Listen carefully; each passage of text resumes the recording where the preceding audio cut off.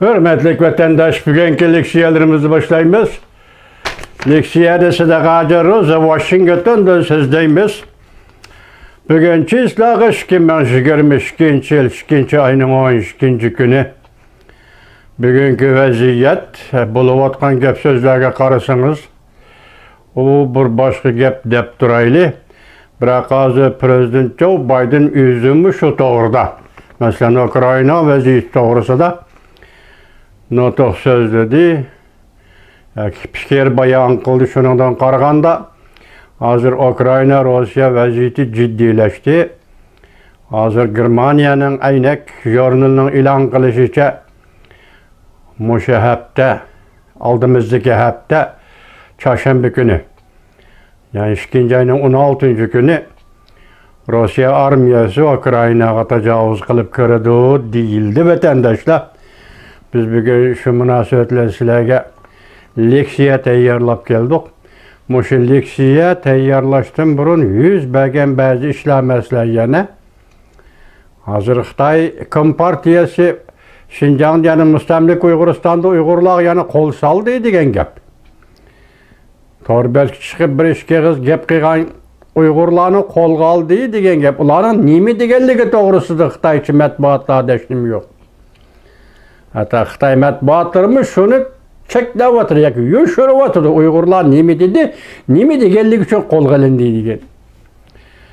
Dal shundoq vaqtda hozir markaziy hukumat yoki doimiy hay'atlar deyilgan doimiy hay'at a'zolari Reis Xi Jinping bilan birlikda 2. ayının 6. günüdən başlap 2. ayının emas 6 gün oldu dedi, hazır g'oyib bo'ldi deydi. 6 gün oldu, hazır g'oyib bo'ldi deyishyapti vatandaşlar. Endi bu nima sabab beni uqunolmaydi. Biroq bu yerda yana bir bo'lib o'tgan ish yoki yuz bergan ish 2. ayının 7. günüdə Filipin dengizida Amerika Qo'shma Shtatlari bilan Yaponiya birlikda harbiy manevr o'tkazdi. Bu harbiy manevr qattiqroq ekan, sababi dengiz ustida yurish, berish, kelishni cheklash. Endi odatda shu tunishtirishlarda Osiyo va Tinch okean rayonida Filipin dengizi, Filipin qo'ltig'i deydigan shu rayon, dengiz rayon tavasi intayin xatarlik deb ataladi ekan. Bu qatam endi bu yerda Amerika armiyasi bilan Yaponiya armiyasi, yani qo'g'dirish qismlari harbiy manevr o'tkazdi. 7. günü o'tkazdi. 6. günüdə tuyuqsizda 7 changmi hozir bir haftadan açdım. O neçə bugün hozir 12 bo'lgan bo'lsa 6 gün bir haftadan açtı. G'oyib bo'ldi degan gap vatandaş. Nima ishkalligini uqunolmaydi. Markazda emas, Fransiya hukumati riyosatchiligida bir chaqirilgan xalqaro yig'inga hozir Wang Qishan davlat rahbarlari hisobida qatnashibdi. Boshqa kishilar yo'q. Boshqa kishilar yo'q. Ular nima muzokara qiladi, nima qilmoqchi buni uqmaymiz, lekin qistab kelayotgan vaziyat Rossiya Ukrainaga tajovuz qiladi. Endi orliqda to'rbatlarga chiqqan gap so'zda Rossiya Ukrainaga tajovuz qilgan kuni Jungo Tayvanga tajovuz qildi. Mushundaq gaplar o'tirg'i chiqqan edi. Endi vaziyat musha keldi deyli. Endi bu qaltis bir ish bo'ldi bu vaziyat. Endi hozirgacha biz yuqori sizlarga so'zladik. Ukraina masalasi bo'yicha Amerika Qo'shma Shtatlarining diplomatlari ortiqcha tirishchanlik ko'rsatib keldi vatandaşlar. Yani tirishchanlik ko'rsatdi, natijasi nima deb so'rag'ili bo'lmaydi ekan. Hozirgi dunyodagi Fransiya, Turkiya, Germaniya diplomatlari Rossiya Federatsiyasining prezidenti Vladimir Putin bilan ko'rishib, Ukraina masalasi to'g'risida suhbatlar olib bordi. Agar mushlarning o'zi hech narsaga kor qilmay, bugun endi tayyorlik qilib Rossiya 2. ayının 16. günü Rossiya Ukrainaga tajovuz qilib kirdi desa bu qaltis gap. Tungi leksiyada aytdik sizlarga Amerika Qo'shma Shtatlar bosh elchisi va Graydalarni chekindirdi dedik. Bugün Rossiya o'zi ham Ukrainadagi diplomatlarning hammasini chekindiribdi. Rossiya qaytishga chekindiribdi. Eşmişindaq bugünkü xabar da hazır yazma xabar bo'lib kelgan bir xabar.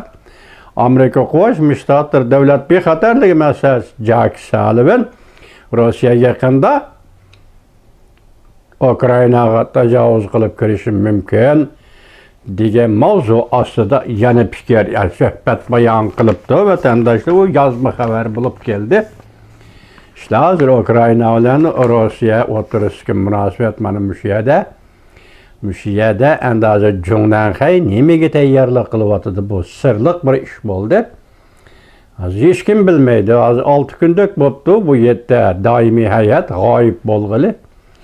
Nimaga tayyorlik qilyapti, buni bilgili olmaydi. Bugungi vaziyat mana shu. Endi sizlarga tuvanda leksiyalarni so'zlaymiz vatandoshim. Leksiyalar quloq solinglar.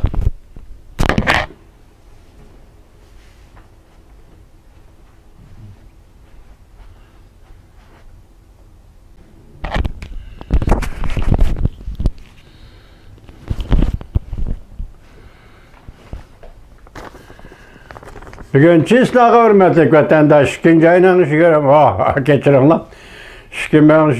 yil 2 ayning 12 kuni. Bugungi mavzumunda Prezident Joe Biden Amerika rayidallariga nasihat qilib, Ukrainadan darhol chekininglar deb ko'rsatdi. Mavzuli xabar 1 ayning 12 va 2 ayning 12 kuni Amerika ovozi Xitoy til programmasi e'lon qilindi. Xabar bunday başlandı. Washington, Amerika Qo'shma Shtatlari Prezidenti Joe Biden 2 ayning 10 kuni Ukrainada yashayotgan Amerika rayidallariga nasihat qilib, bu davlatdan darhol chekininglar dedi. Chunki Rossiya armiyasi bilan Amerika armiyasi o'rtasida sirkilish bo'ladigan bo'lsa, zo'r ko'lamli to'qnash aylanib ketishi mumkin. Prezident Joe Biden NBC televiziyasining ziyoratini qabul qilganda bunday ko'rsatdi. Amerika rayidallari Ukrainadan chekinishi kerak, balki hozirda chekinishi kerak. Biz hozir dunyodagi eng zo'r armiya bilan munosabatda bo'lyapmiz. Bu har qanday vaziyatga o'xshamaydigan vaziyatdir. Belki vakalarning o'zgarishi g'oldirlik darajasiga yetib kelishi mumkin, deb ko'rsatdi Prezident Joe Biden. Prezident Joe Biden bunday ko'rsatdi: agar Rossiya tajovuz qiladigan bo'lsa Ukrainaga, men Ukrainaga askariy qism avatmayman. Agar Amerikaliklarning chekinishiga yordam berish bo'lgan taqdirdami, biz askariy qism avatmaymiz. Bu albatta dünya urushi bo'ladi.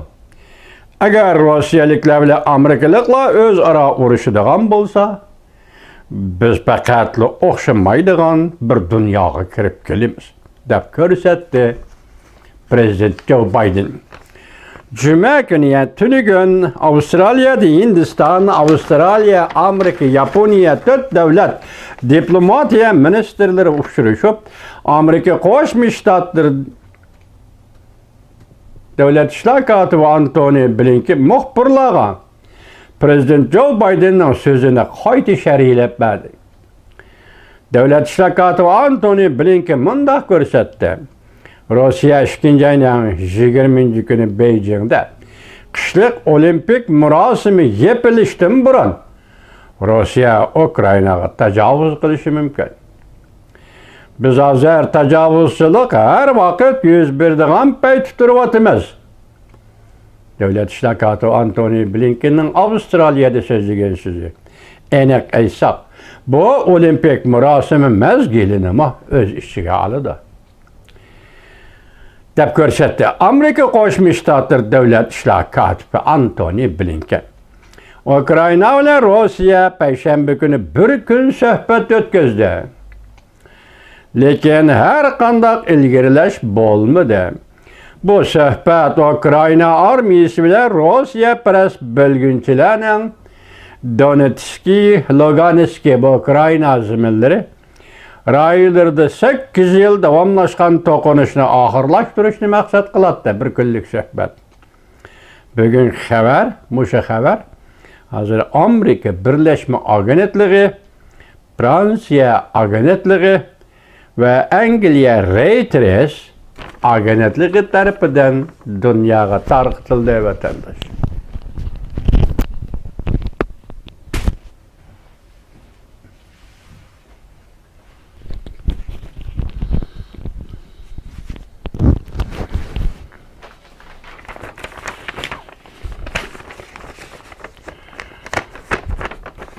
Nöşteyimizi devamlaştırımız.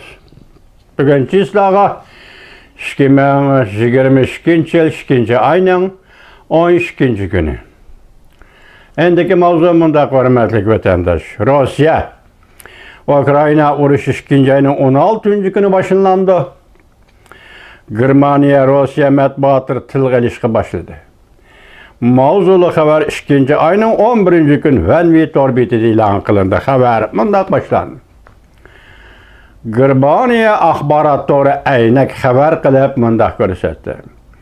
Amerika Markaziy axborot idorasi NATOga a'zo davlatlarga ogohlantirib, yangi ushurlarga asoslanganda Rossiyaning Ukrainaga hujum qilish harakati 2. ayning 16. kuni, ya'ni haftaning 3. kuni boshlanadi deb ko'rsatdi.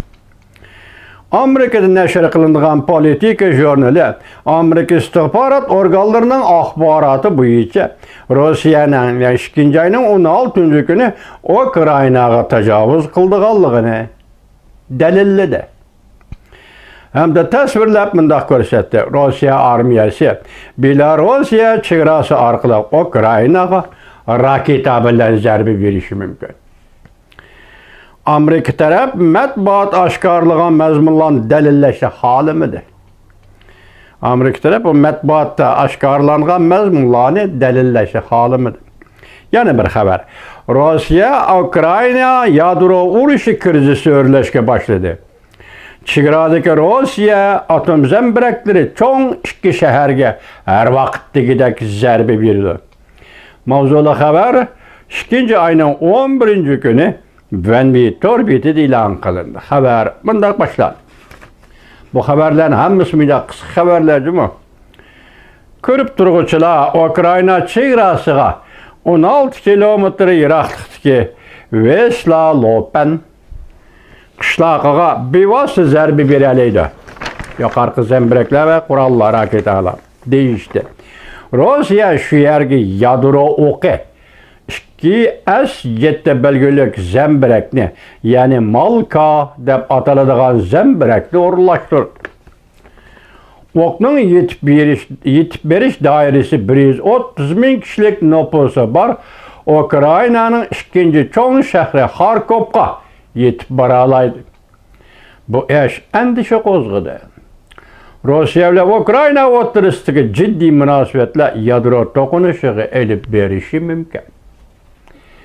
Chet el matbuotları bundan xabar qildi. Rusya prezidenti Vladimir Putin G'arb dunyosi Rossiyaning ko'ngil bo'lganlariga sal qaraydigan bo'lsa, Ukraynani NATOga elib kiradigan bo'lsa, yadro urushi portlaydi deb ogohlantirgandan keyin tor betida paydo bo'lgan video filmda Rossiya armiyasining Ukrayna chegarasiga Rossiyaning atom bomba zəmbiriki deb ataladigan 2 S-7 belgülük zəmbirəkni uğurlaştırdı. Rusya bilan Ukrayna o'rtasida yadro urushi portlash xatirini aşırıb etdi. Qosh bilan kirpikarligida. Yani bir xabar. Amerika Kiyev şəhridən baş elçixanını çekindirib çıxdı. Mavzulu xabar 2. ayının 11. günü erkinlik vaqt gazetede ilan qılındı. Xabar mundaq başladı. Amerika əməldarları mundaq aşkarlıdı. Bugün 2. ayının 13. günü Amerika Qoşmuş Ştatları Devlet Məhkəməsi Amerika'nın Kiyev şəhərində turuşluq baş elçixanasını çekindirib çıxdı. Baş elçixananın bir qism xadimləri Ukraynanın qərbigi Polşa bilan chegara alındıgan tərəflərə çekindirildi. Polşa NATO'ga a'zo davlatdir.